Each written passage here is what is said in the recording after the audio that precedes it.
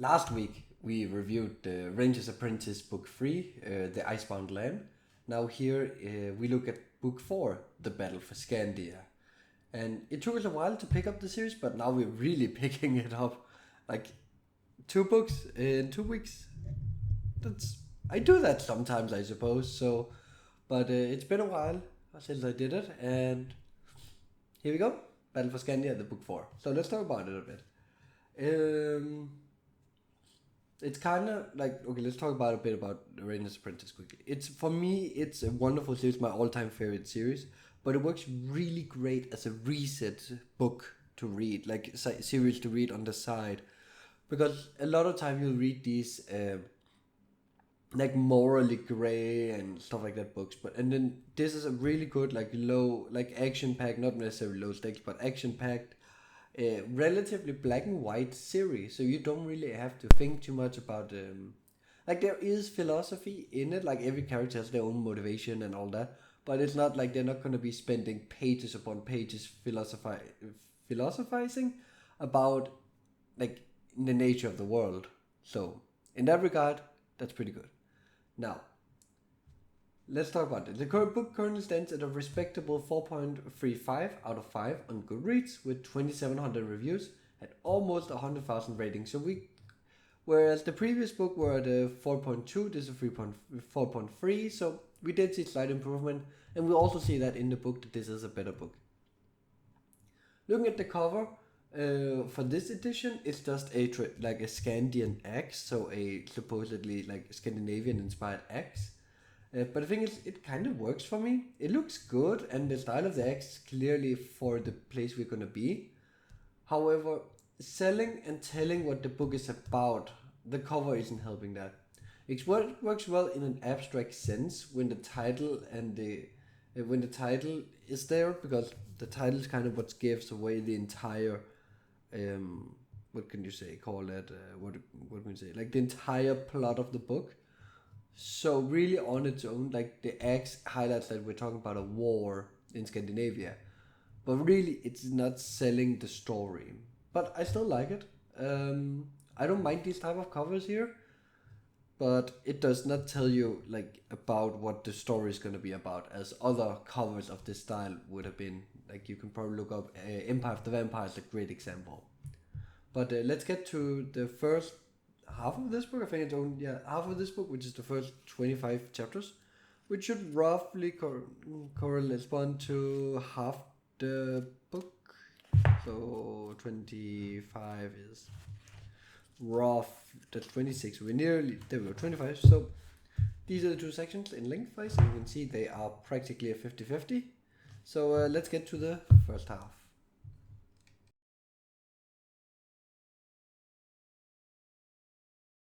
Alright, let's get right into it. The book takes place right after where the previous ended, with only a time skip of 3 weeks. And I like that, because how this previous book ended was very, very open ended for the story. So we really just want to keep the pacing going, because the first felt very much like a setup for this one. Well, the third, I guess. And I do enjoy how it's Evanlyn who needs to take care of everything, and Will takes a step back. You could easily have it made it so the 3 weeks were all Will needed for recovering, but instead he's still weak, and he's still like he can't really do much. He gets easily winded, and like Evanlyn has some success. Like he knows all the things, but he can't. Like he doesn't have the stamina and stuff for that anymore. So Evanlyn is the one doing the tasks, but we have gotten explained that he explained a lot of them, like how to set the snares and all, and that works for me. I like that a lot. Um, Halt and Horace are always, well, not always, but just like the previous book, the funniest duo to Halt. Also, they're butting heads when it comes to rules and etiquette. Like all of that is it's just a gold mine for me. It's so good. And Holt knows so much about the world. It's insane. And I love that we then get two new people's names already. We got the Tamujai, which is going to be people of this book, and the Aridians, which are going to be for later books. Hopefully, so we're already getting like an early expansion of the world, but we're not dwelling on it for too long. We're just setting that, oh, the other countries exist. So, when Will is tracking the Tamojai and he's trying to save Evanlyn, he of course falls back because he realizes he's no match for them, so he rather want to keep an eye out. And that's when Halt and Horace catches up to him, and that's when Tuck, the like Will's horse, is just showing itself as being the cutest thing in the world. Because when he gets the scent of Will, he's so ready to just sprint to him. It's great reading. Because Halt himself, with all his years of experience, have no idea what's going on and has never seen this type of reaction before. And even Abelard, the the horse Halt rides on, is even acting strange. And I like it because the horses have taken quite a bit of a step back compared to the first and second book, and I really want them to become great characters again. Now, let's skip ahead a bit to the way and talk about the way Eric and Halt escaped the Tamojai after scouting their army. It was great fun to read. It had all the hallmarks of a fun time to read. There was a lot of humor, a lot of banter, there was a lot of action, and the stakes were high. Because if they don't survive and get back, we will not. The people will not know how fucked they are, basically. So really, it's great.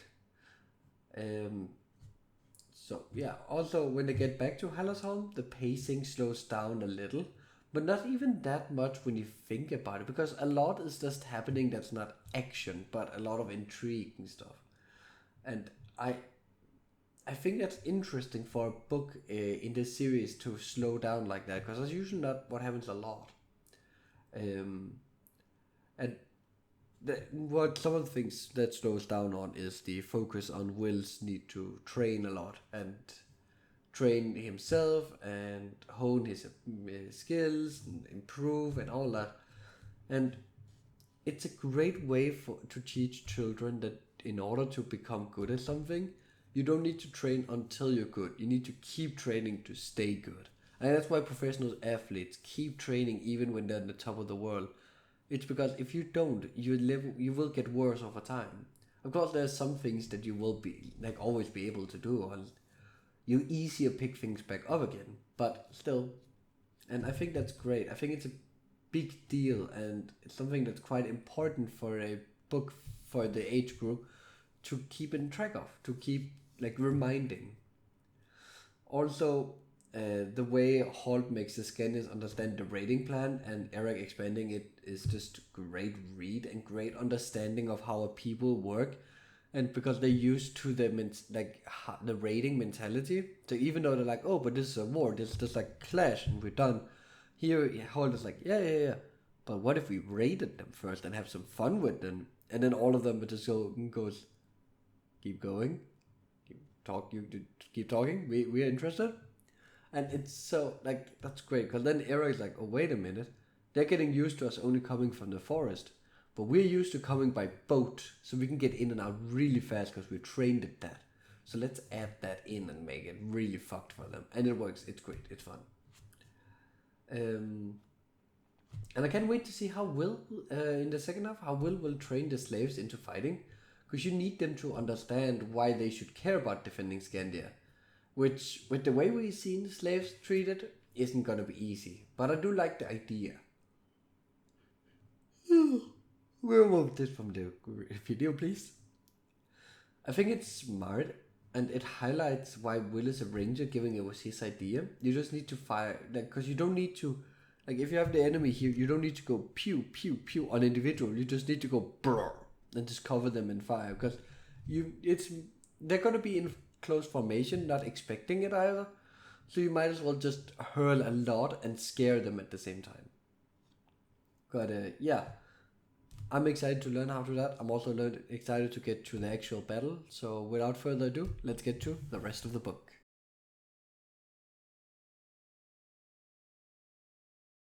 Alright, so in the previous section, Evanlyn decided to follow Sligo, which I didn't mention because really we didn't know anything other than she went on his ship and he sailed off.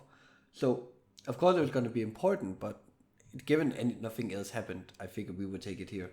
But now we know what was actually going on, and him trying to betray the Skandians is an interesting point.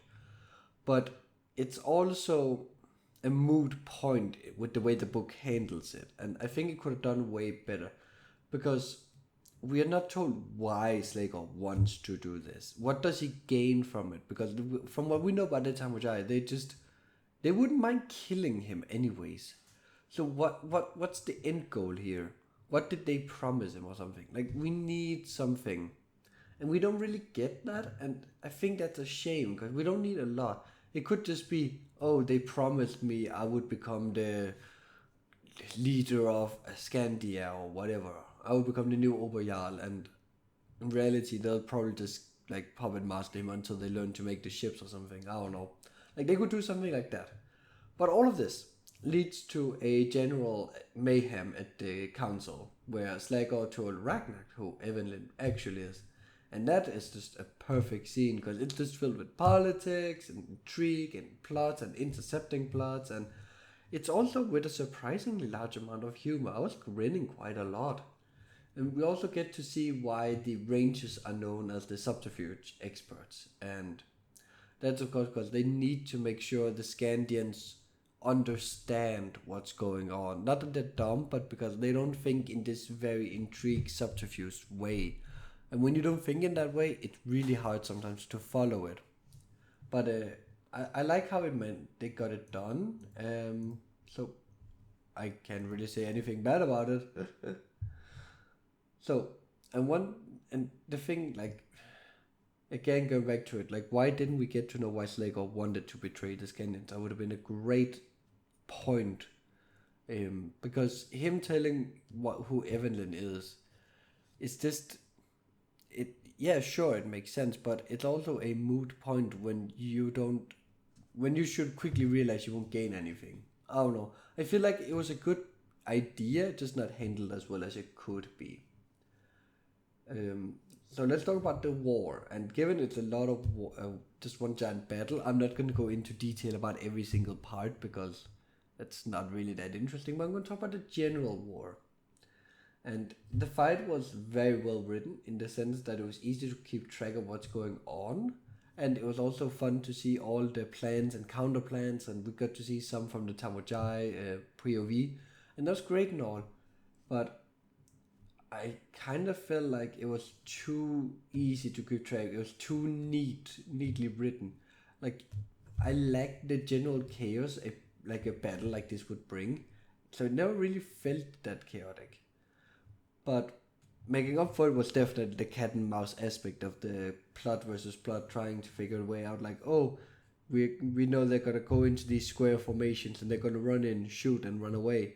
So what we're gonna do is when they run in, we're gonna shoot, and we're gonna have a highly skilled, basically assassin guy, shoot the leader of the group so he can't like knock down some of our leaders. And we're just gonna rinse and repeat. And then the Tamujai realize it, and then they take all these like their skilled assassin guys into one giant formation that prevents the archers, because the archers are not good enough, from doing anything. So it's just really great. And then we'll have to think, how does he counter that? And all. Like, all this counter work is great and all. Just wish it was more chaotic a bit. So finally, what I want to talk about is the ending ceremony. Mainly how Evanlyn treated Will is not fair. She acted as if she changed towards him. Well, if she didn't change, but she did. And that's of course because now she's suddenly back to being Princess Cassandra, which is fair and all, but you have to realize that does change your aspect a lot. And for someone who grew up in the castle, you should know that. You should know that the Rangers are like your specialized units, but they're still technically peasants. They're not royalty, they're not a knight. They are like your scouts, basically. Higher rank than scouts, but different department, you can say. So really, her getting hurt about Will, like, treating her differently is really a moot point. I'd say that a lot, but it's really bad, like not that well thought out. It's something that annoyed me a lot, and something else that annoyed me a lot is her suddenly being surprised that he decided to stay with the Rangers. I would have loved it if she had suggested it for her dad, and then when she said no, her dad would be like, "I'm sorry." I thought he was gonna take it, and she just looked at her and went, "No, I knew he wouldn't, but I wanted him to try anyways," and then smile and be happy on Will's behalf or something like that. That would have been so much better. But oh well. I think it's sad because I also think it's sad that Horace failed at understanding who Will is as a character. Um, we're in the fourth book; they should understand it, but it's yeah, it's a bit of a iffy point for me. But let's get to the conclusion.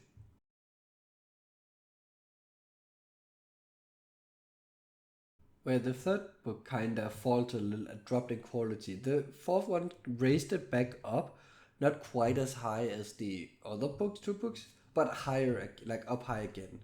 It's a good book, and it's very bold to write a book where the entire thing is centered around one battle, and half the book is that one battle. Of course, the battle itself isn't going on throughout the entire book, but it's still the thing that is centered around in a very hard way. Like some other books do the same, but it doesn't feel like it. It just feels like it's this like it's this thing we might be building up towards, but there's still a change. It might not happen. Here we know it's inevitable, so we're just almost waiting for it to happen, and that's really really bold.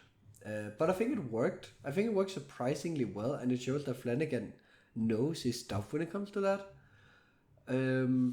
The only thing is, I think it faltered a little at places, as I talked about, mainly in the second half, which is also admittedly what I would call the worst, like the most difficult part, because that is the war, or the battle, or whatever you want to say. Because I honestly think if you added more chaos and more like panic in, because Horace and Will are technically still children, well, young teenagers or whatever, but they're still young, so they should be more panicky, and they aren't. I know they had the from the second book, but that was still way less of a war than this, so they should that should be a highlight factor. And then I think how the ending ceremony happened is also where he kind of dropped the ball. But I still think it's a good book. I think it's a great book, and I can't wait to read the fifth book. So yeah, please leave a like, comment, and subscribe, and let me know what you think of this book.